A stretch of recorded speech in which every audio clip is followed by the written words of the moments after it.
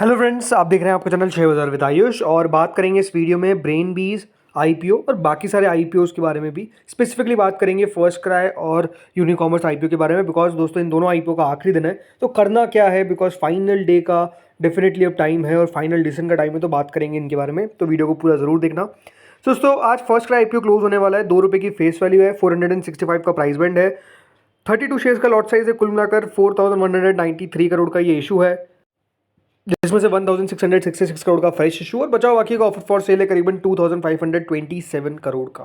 Right, देखिए issue आज close होने वाला है और अपने आप में हम कह सकते हैं जिस तरीके का रिस्पांस इस इशू को 2 दिनों के अंदर मिला था वो अपने आप में काफ़ी कम था। राइट, इशू को उतना अच्छा रिस्पांस नहीं मिल पा रहा था और ये अपने आप में एक पॉइंट था कि जहाँ पर लग रहा है कि कितना इशू को फाइनल डे सब्सक्रिप्शन आएगा। तो मैंने आपको कल भी कहा था कि हम देखेंगे सब्सक्रिप्शन किसका, क्यूआईबीज का, कितना क्यूआईबीज पैसा लगा रहे हैं वो इंटरेस्टिंग होगा देखना। सो अभी जो सब्सक्रिप्शन निकल कर आ रहा है इसमें QIB category close to 11.43 times के आसपास सब्सक्राइब हो चुकी है। यानी क्यूआईबीज ने अभी तक इस इशू के अंदर 14,373 करोड़ रुपीस जो है वो बेसिकली लगा दिए हैं। तो ये बात सही है कि दोस्तों 11 गुना लगता कम है, बट पैसों के हिसाब से इशू को ठीक ठाक रिस्पॉन्स अभी तक मिल रहा है, बट स्टिल कह सकते हैं थोड़ा सा कम ही है। राइट, क्योंकि इशू का साइज को देखते हुए।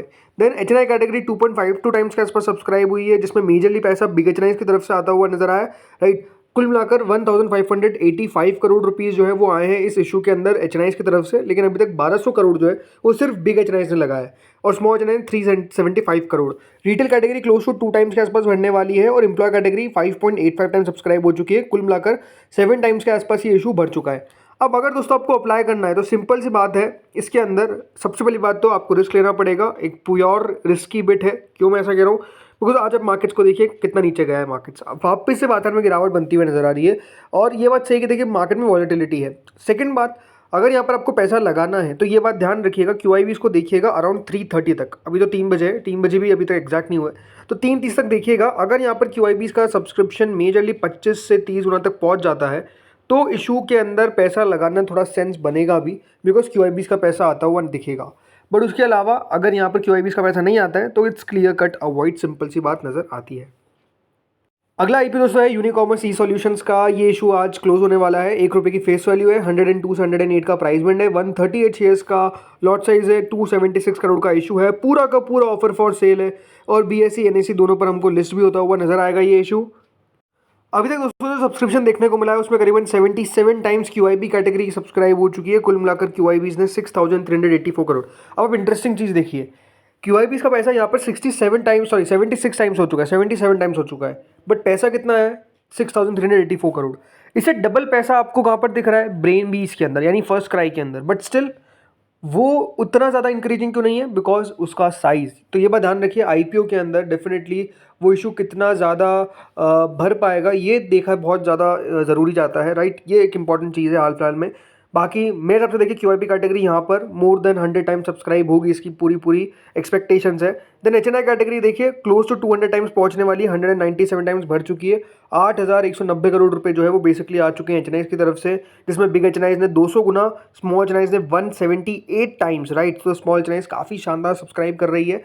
Then retail category close to 109 times का इस पर सब्सक्राइब हो चुकी है और ये issue more than 100 times subscribe हो चुका है। ये हमने कल भी बात की थी सब्सक्रिप्शन वाले वीडियो में कि ये 100 गुना ज़्यादा ही भरेगा, कितना भरेगा ये देखने वाली बात होगी। सो अपने आप में बहुत शानदार सब्सक्रिप्शन निकल कर आ रहा है और कई जगह पे तो मैं कहूँगा कि retail more than what expected. Right, 109 times मैंने नहीं सोचा था, मुझे लगा था कि 100 गुना अगर हो जाता है तो बहुत बड़ी बात होगी, लेकिन ये अपने आप में देखिए इनक्रेडिबल सब्सक्रिप्शन है जो डेफिनेटली आता हुआ दिख रहा है। अगला दोस्तों आईपीओ आता है सरस्वती सारी डिपोर्ट का। ये एक नया मेन बोर्ड आईपीओ है जो 12 अगस्त से 14 अगस्त के बीच में ओपन होगा। ₹10 की फेस वैल्यू है, 152 से 160 का प्राइस बैंड है, 90 शेयर्स का लॉट साइज है, कुल मिलाकर 160 करोड़ का इशू है, जिसमें से फ्रेश इशू 104 करोड़ का, बचाव बाकी का ऑफर फॉर सेल है 56 करोड़ का। बीएसई एनएसई दोनों पर हमको लिस्ट होता हुआ नजर आएगा ये आईपीओ।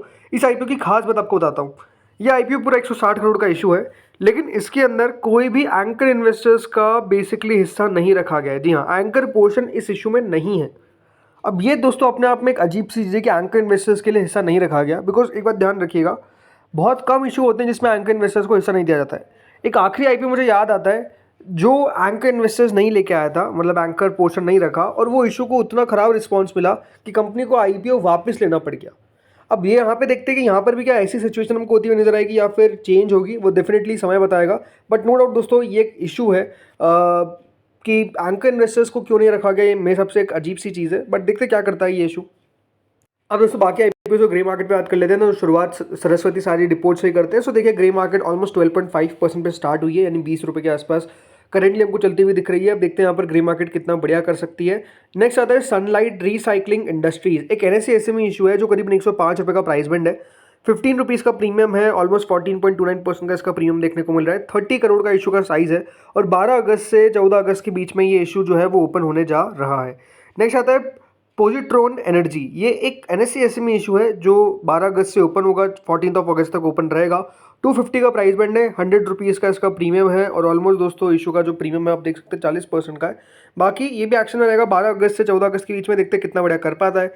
नेक्स्ट आता है एस्थेटिक इंजीनियर्स, एक NSE SME इशू है जो ओपन हो चुका है फ्रॉम टुडे और 12 अगस्त तक ओपन रहेगा। पहला दिन है, पहला कुछ समय है और अभी तक दोस्तों 16 टाइम सब्सक्राइब भी हो चुका है, 43% का प्रीमियम है, बट इशू बढ़िया करता हुआ नजर आएगा, इसकी एक्सपेक्टेशन है। तो लेट्स सी कितना सब्सक्रिप्शन टोटल रिसीव हो पाता है। नेक्स्ट आता है फर्स्ट क्राई आईपीओ, ये भी दोस्तों एक मेन बोर्ड आईपीओ है जिसका मैंने बात करी।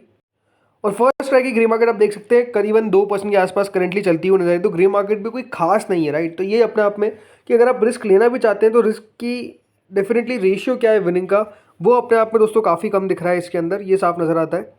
नेक्स्ट है यूनिकॉमर्स, ग्रे मार्केट 51% के आसपास करंटली चल रही है। अब सब्सक्रिप्शन जिस तरीके का निकल कर आ रहा है मेरे हिसाब से ग्रे मार्केट और बढ़नी चाहिए, देखते हैं होता क्या है। नेक्स्ट आता है पिक्चर पोस्ट स्टूडियोज़, एक NSE SME शो जो दोस्तों बंद हो चुका है और अलॉटमेंट इसका हो चुका है, 9 को लिस्टिंग है यानी कल। अब देखते हैं यहाँ पर कहाँ पर लिस्ट हो पाता है, ग्रे मार्केट तो काफ़ी नीचे आ गई है। नेक्स्ट है एफकॉम होल्डिंग्स, ये भी दोस्तों एक BSE SME इशू है जिसका लिस्टिंग होने वाला है कल, अलॉटमेंट आउट हो चुका है और 75% का ऑलमोस्ट प्रीमियम है। ओला इलेक्ट्रिक की भी कल लिस्टिंग है और कह सकते हैं ग्रे मार्केट कोई खास बची है नहीं, ओनली क्लोज टू 4% नेगेटिव चल रही है, राइट। सो ओला इलेक्ट्रिक की लिस्टिंग कहाँ पर होती है देखने वाली बात होगी, कोई अच्छी लिस्टिंग होने की एक्सपेक्टेशंस कम है। लिस्टिंग डे स्ट्रैटेजी का वीडियो आएगा जिसमें हम बात करेंगे कहाँ पर लिस्टिंग हो सकती है। इसके अलावा सियागल इंडिया की लिस्टिंग होती है जहाँ पर ग्रे मार्केट थी उसके आसपास ही लिस्ट हुआ, राइट। तो यहाँ पर कोई बहुत बड़ा हमको फ़ायदा होता हुआ नज़र नहीं आ पाया। इसके अलावा धारीवाल कॉप की लिस्टिंग होती है करीबन 41% के प्रीमियम पे, तो ये कह सकते हैं कि धारीवाल कॉप की जो लिस्टिंग है वो एक्सपेक्टेशन से ज़्यादा अच्छी हुई। देन इसके बाद उत्सव CZ गोल्ड ज्वेल्स की तो कल लिस्टिंग हो गई थी, राइट। बाकी ये जो लिस्टिंग्स थी जो हमको देखने को मिली, तो नो डाउट दोस्तों इस तरीके से भी IPO में एक्शन बनता हुआ नजर आ रहा है। ये बात ध्यान रखिएगा, यूनिकॉमर्स में और फर्स्ट टाइम में अप्लाई करने के लिए आपके पास अब बस 1 से 1.5 घंटा और बचा हुआ है। तो अगर आपको अप्लाई करना है तो डेफिनेटली आपको तेज़ी से काम करना पड़ेगा। बट नो डाउट दोस्तों ग्रे मार्केट जैसे मैंने कहा यूनिकॉमर्स की काफ़ी बढ़िया है। तो सिंपल सी बात है, यहाँ पर क्या मैं अप्लाई करूँगा, यूनिकॉमर्स में अप्लाई करूँगा। और अगर मैं बात करता हूँ इस इशू के अंदर जो है डेफिनेटली फर्स्ट क्राई, तो मैं वेट करूँगा टिल 3:30 कितना सब्सक्रिप्शन आता है QIB इसका, उसके बाद कोई डिसीजन बनाऊंगा, अदरवाइज मोस्टली अवॉइड है ये इशू। तो फ्रेंड्स इस वीडियो में इतना ही था, अगर आपको अच्छा लगा तो प्लीज़ लाइक करिएगा, चैनल से पहली बार जुड़ो सब्सक्राइब कर देना। Thank you friends watching this video.